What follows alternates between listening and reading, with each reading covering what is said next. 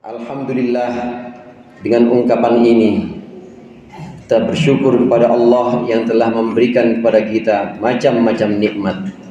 Nikmat iman dan Islam, nikmat kesehatan, nikmat pemahaman, sehingga pada hari ini kita masih bisa berkumpul di sini untuk melaksanakan kewajiban-kewajiban kita. Mudah-mudahan dengan mensyukuri nikmat ini, Allah tetap mengabadikan nikmat-nikmat, terutama nikmat iman dan Islam hingga akhir hayat kita. Selawat dan salam mudah-mudahan senantiasa Allah limpahkan kepada junjungan kita, baginda Nabi besar Muhammad sallallahu alaihi wasallam, beserta para keluarganya, para sahabat dan para pengikut-pengikutnya yang insyaallah kita termasuk di dalamnya. Dengan salawat ini mudah-mudahan kita termasuk orang-orang yang istiqomah meneladani Rasulullah hingga akhir hayat kita.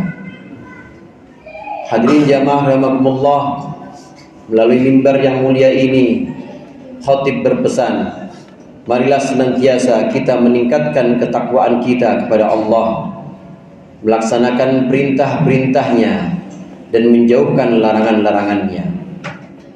Dan di antara perintah-perintah Allah adalah bersabar terhadap segala yang menimpa kita.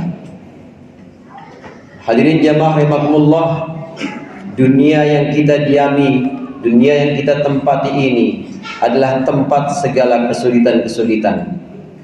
Kadangkala musibah menimpa kita, rasa takut dan rasa khawatir ini datang begitu tiba-tiba kepada kita. Kekhawatiran akan masa depan, kekhawatiran terhadap masa lalu yang sudah lampau dan tidak bisa kita raih, dan ketakutan-ketakutan ini menjadi satu ciri dari dunia yang kita diami atau kita tempati.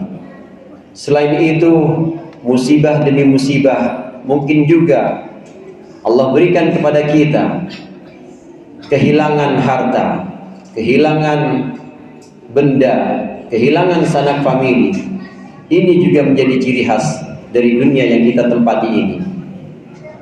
Bukan hanya itu, di dunia ini juga kita senantiasa menyaksikan bala, musibah-musibah, kejadian-kejadian, kesulitan-kesulitan yang menimpa kita, yakni berupa penyakit, kurangnya kesehatan yang ada pada diri kita, kurangnya kesehatan yang ada pada sanak famili kita, anak keluarga kita. Jamaah rahimakumullah, dunia yang kita tempati ini adalah memang darul bala. Dunia yang kita tempati ini adalah memang daerah atau wilayah ujian, cobaan-cobaan, di mana Allah memberikan ujian-ujian, memberikan cobaan-cobaan untuk kita orang-orang yang beriman. Selain merupakan ciri dari dunia, kesulitan-kesulitan, kesempitan-kesempitan, musibah-musibah, selain menjadi ciri dunia, dia adalah menjadi satu ujian untuk kita orang-orang mukmin. Setiap orang yang mengaku beriman, maka Allah tidak akan biarkan keimanannya hanya di lisan saja. Orang yang mengaku beriman pasti akan Allah uji, pasti akan Allah berikan cobaan-cobaan berupa kehilangan harta, berupa rasa takut, berupa kekurangan makanan dan lain sebagainya. Maka dalam cobaan-cobaan ini, yang paling pantas untuk kita pegang sebagai kendaraan kita melalui cobaan-cobaan ini, melalui kesulitan-kesulitan ini adalah sabar. Hadirin jamaah rahimakumullah, sabar dibagi menjadi tiga. Yang pertama, tingkat kesabaran yang paling tinggi, yaitu ad-dawam ala ijtinabil muharramat. Yang pertama yaitu mudawamah atau terus-menerus menjauhi keharaman-keharaman, menjauhi larangan-larangan Allah. Setiap orang yang dengan kontinu, yang dengan istiqomah, dia terus-menerus menjauhi larangan-larangan Allah. Dengan istiqomah, dia benar-benar bersungguh-sungguh untuk menjauhi keharaman-keharaman, maka butuh kesabaran. Kesabaran tingkat pertama ini adalah kesabaran yang paling tinggi, yaitu kesabaran ketika kita menjauhi maksiat, kesabaran ketika kita menjauhi keharaman-keharaman. Mungkin dalam kehidupan sehari-hari ada saja tetangga kita, ada saja kawan kerja kita yang mengajak kepada kemungkaran, yang mengajak kita kepada kemaksiatan, maka ketika kita mencoba untuk menjauhi ajakan itu, ketika kita mencoba untuk menjauhi kemaksiatan itu, maka ini adalah jenis sabar yang pertama, yaitu sabar dalam menjauhi segala kemaksiatan. Kemudian tingkat sabar yang kedua, yaitu sabar ala dawam fi ta'atillah, yaitu sabar beristiqomah atau terus-menerus melaksanakan ketaatan kepada Allah. Salat 5 waktu yang kita lakukan, puasa Ramadan yang sebagai kewajiban fardu untuk kita lakukan dari tahun ke tahun, salat yang kita lakukan dari waktu ke waktu, zakat yang memang kita laksanakan sebagai kewajiban kita, ini pun butuh kesabaran. Kesabaran melaksanakan perintah-perintah Allah, melaksanakan kewajiban-kewajiban yang Allah tetapkan kepada kita, ini adalah tingkat kesabaran yang kedua. Kemudian kesabaran jenis yang ketiga adalah kesabaran ketika kita menghadapi musibah, menghadapi cobaan-cobaan, ujian-ujian yang Allah berikan kepada kita. Hadirin jamaah rahimakumullah, mengenai sabar yang jenis ketiga ini, kesabaran dalam melewati musibah, melewati bala, maka Allah berfirman, wa basyiris sabirin alladzina idza asabatuhum musibah qalu inna lillahi wa inna ilaihi raji'un. Orang yang Allah timpakan musibah kepadanya, yang sudah Allah tetapkan dengan izinnya musibah itu menimpa dia, kemudian dia mengucapkan inna lillahi wa inna ilaihi raji'un, inilah adalah orang-orang sabar, orang-orang yang layak menerima berita gembira. Dalam kehidupan kita sehari-hari, banyak perkataan-perkataan, zikir-zikir yang termasuk al-baqiyatus shalihat, yang termasuk zikir-zikir yang baik dan sangat bagus untuk kita lantunkan.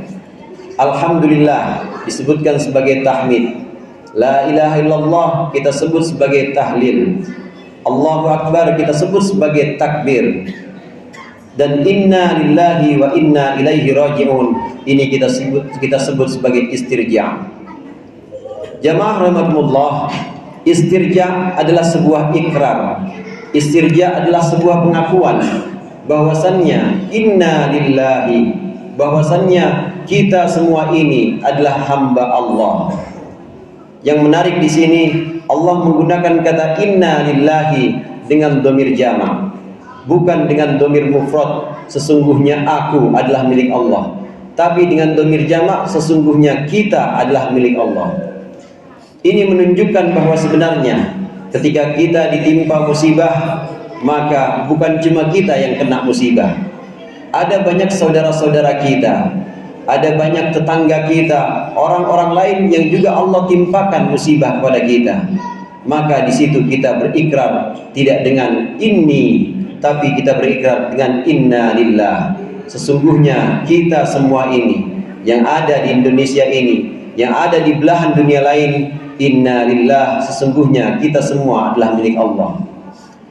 Sebagaimana miliknya, maka Allah berhak untuk memperlakukan apapun kepada kita. Inna lillah bagian pertama ini adalah sebuah ikrar tentang tauhid, sebuah ikrar tentang tidak ada Tuhan yang layak mengatur kita kecuali Allah. Adalah sebuah ikrar bahwasannya kita adalah hamba dan Allah adalah Tuhan kita.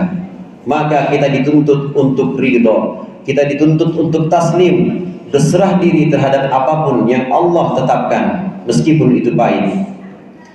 Bagian kedua dari istirja, wa inna ilaihi raji'un. Ini adalah sebuah pengakuan bahwasannya kita hidup di dunia ini dan kita akan kembali kepada Allah. Kembalinya kita menuju Allah ini melalui proses demi proses yang pasti menuju pada kerusakan. Mungkin beberapa tahun yang lalu kita kuat, beberapa tahun yang lalu kita gagah, tapi lambat laun menua dan lambat laun kita mulai lemah. Maka ini adalah proses menuju kerusakan. Mungkin beberapa tahun yang lalu kita masih bisa berkumpul, bersenda gurau, tapi seiring dengan waktu maka akan menuju kepada kerusakan. dan puncaknya kerusakan yang tidak bisa ditolak lagi adalah kematian.